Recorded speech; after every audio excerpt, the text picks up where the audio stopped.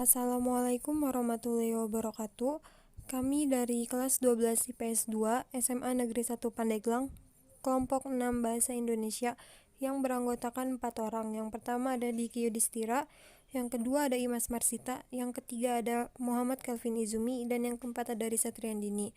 Di sini kami akan memaparkan materi mengenai teks cerita atau novel sejarah. Materi pertama akan dipaparkan oleh Risa Triandini, yang kedua oleh Imas Marsita, yang ketiga oleh Diki Yudhistira, dan yang keempat oleh Calvin Izumi. Selamat menyaksikan. Assalamualaikum warahmatullahi wabarakatuh. Nama saya Risa Triandini Hermawan dari kelas 12 IPS 2. Di sini saya akan memaparkan materi mengenai pengertian novel sejarah, jenis-jenis novel ulang atau rekon, dan juga bagaimana cara menikmati dan menentukan hal-hal yang menarik dalam novel sejarah. Yang pertama ada pengertian novel sejarah. Novel sejarah adalah novel yang dalamkan, menjelaskan dan menceritakan tentang fakta kejadian masa lalu yang menjadi asal mula atau latar belakang terjadinya suatu hal yang memiliki nilai kesejarahan. Bisa bersifat naratif ataupun deskriptif. Novel sejarah ini termasuk ke dalam teks naratif jika disajikan menggunakan urutan peristiwa ataupun urutan waktu. Namun jika novel sejarah disajikan secara simbolisasi verbal, maka novel tersebut termasuk ke dalam teks deskriptif. Novel sejarah juga merupakan sebuah genre yang penting dan sering ditulis di negara-negara barat. Negara-negara tersebut menanamkan pentingnya sejarah dalam pendidikan.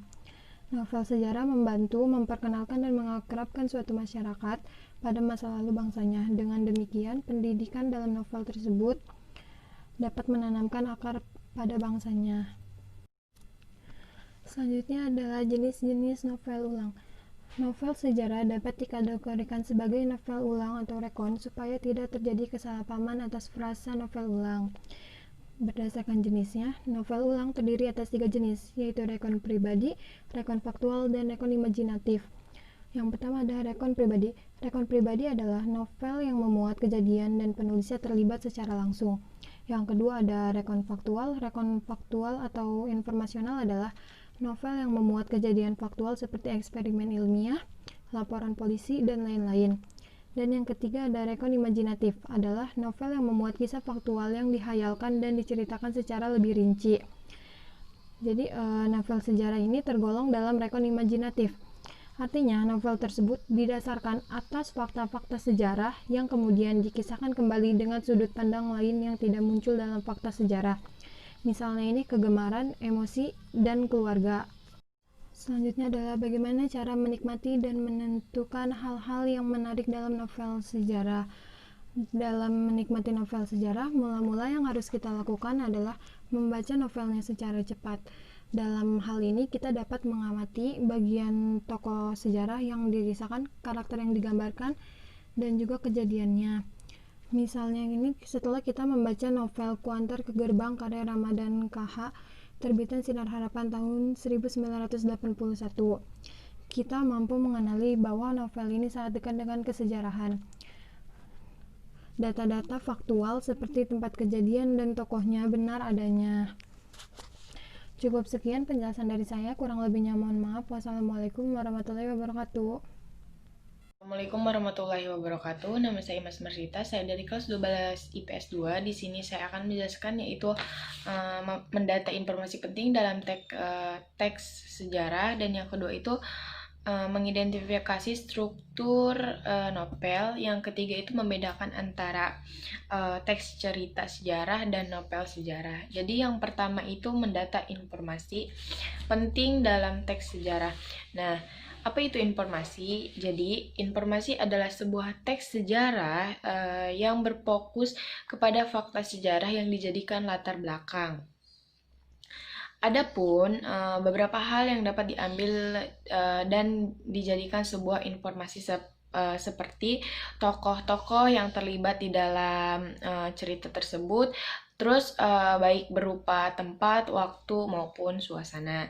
Jadi itu penjelasan yaitu tentang mendata informasi penting dalam teks sejarah.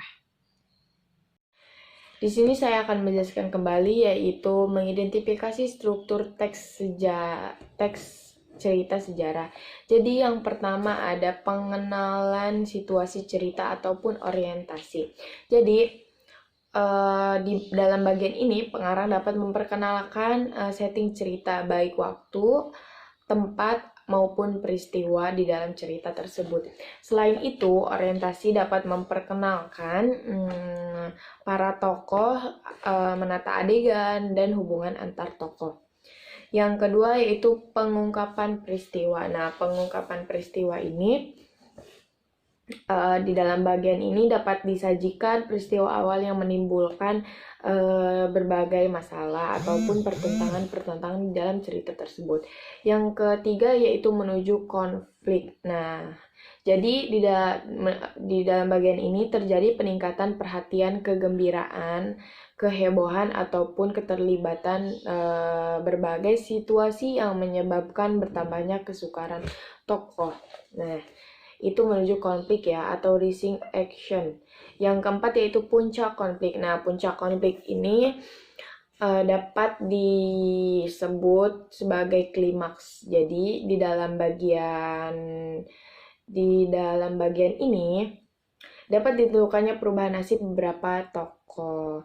Misalnya apakah dia kemudian berhasil menyelesaikan masalah atau gagal menyelesaikan masalah. Yang kelima yaitu penyelesaian atau evolusi ataupun bisa dibilang resolusi. Jadi di sini itu sebagai akhir cerita ya. Jadi pada bagian ini tuh berisi penjelasan atau penilaian tentang sikap ataupun nasib-nasib yang dialami tokoh setelah mengalami peristiwa tersebut ataupun setelah mengalami konflik tersebut ya. Dan pada bagian ini pun sering pula dinyatakan wujud akhir dari kondisi ataupun nasib akhir yang dialami oleh tokoh utama. Jadi seperti itu. Yang keenam yaitu koda. Nah, koda ini bagian akhir dari cerita ataupun penutup ya.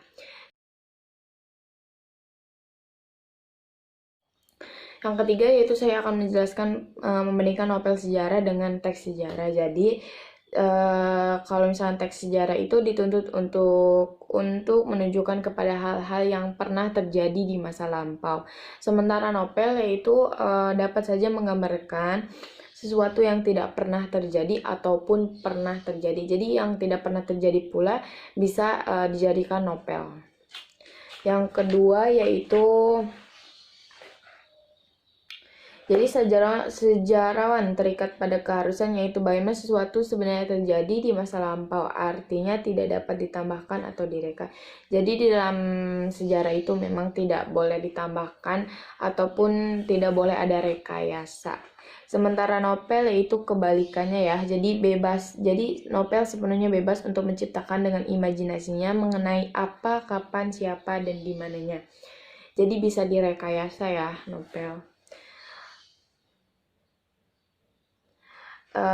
Yang ketiga yaitu sejarawan sangat terikat pada fakta mengenai apa, siapa, dan di mana. Sementara pengarang novel tidak terikat pada fakta sejarah mengenai apa, siapa, kapan, dan di mana.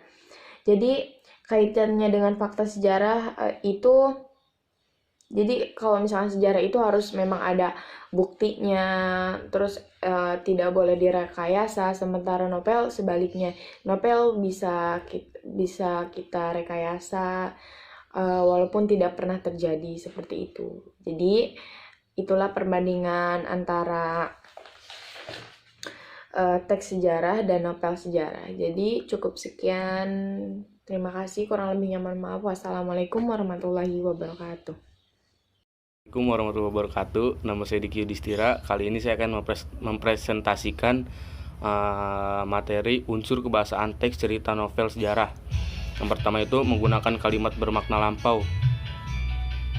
Kalimat bermakna lampau adalah kalimat yang memiliki arti di masa lalu yang telah terjadi atau yang telah terjadi di masa lalu.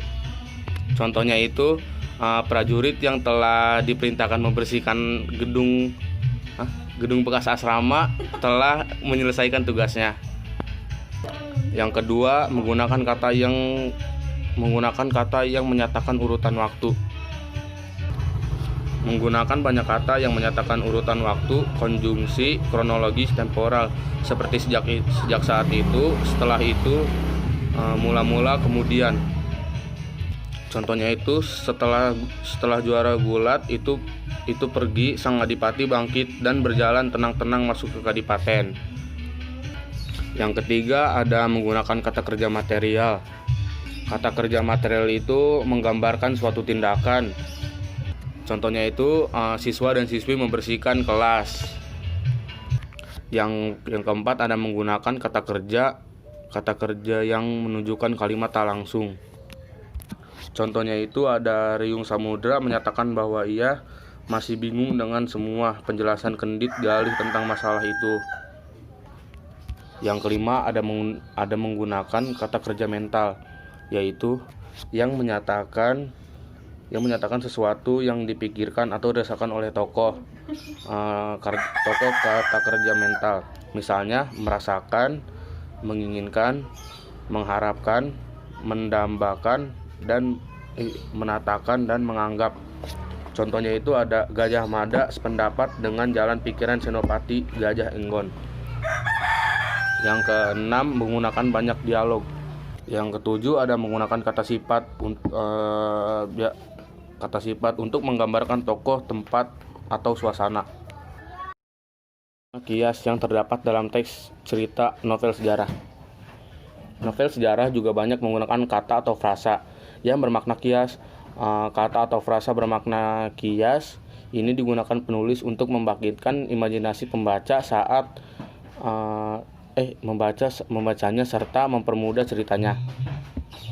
Penggunaan makna kias dalam cerita adalah salah satu gaya penulisan yang kerap digunakan.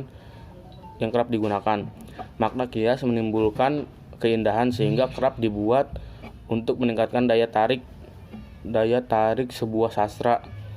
Makna kias dapat dituangkan baik dalam bentuk kata, rangkaian kata, atau yang lainnya. Sekian dari saya, kurang lebihnya mohon maaf. Wabillahi taufiq wal hidayah. Wassalamualaikum warahmatullahi wabarakatuh. Assalamualaikum warahmatullahi wabarakatuh. Nama saya Muhammad Kalvin Jumi. Di sini saya akan menjelaskan nilai-nilai dalam novel sejarah. Yang pertama itu nilai budaya. Nilai budaya adalah nilai yang dapat diberikan atau mengandung hubungan yang mendalam dengan suatu masyarakat, peradaban, atau kebudayaan. Yang kedua itu ada nilai moral.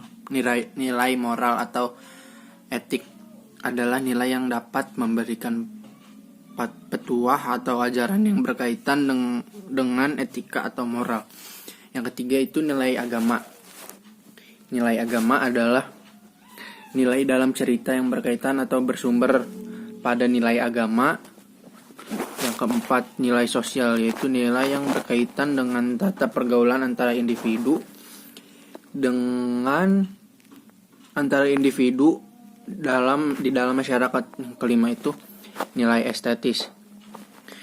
Nilai estetis yakni nilai yang berkaitan dengan keindahan, baik keindahan struktur, pembangunan cerita, fakta cerita, maupun teknik cerita. Kedua, yaitu menulis novel sejarah itu dibagi dua. Yang pertama itu ada menyusun kerangka novel sejarah. Terus yang kedua itu ada mengembangkan kerangka menjadi novel sejarah. Terima kasih. Saya Muhammad Kalvin Jumi, saya pamit. Assalamualaikum warahmatullahi wabarakatuh.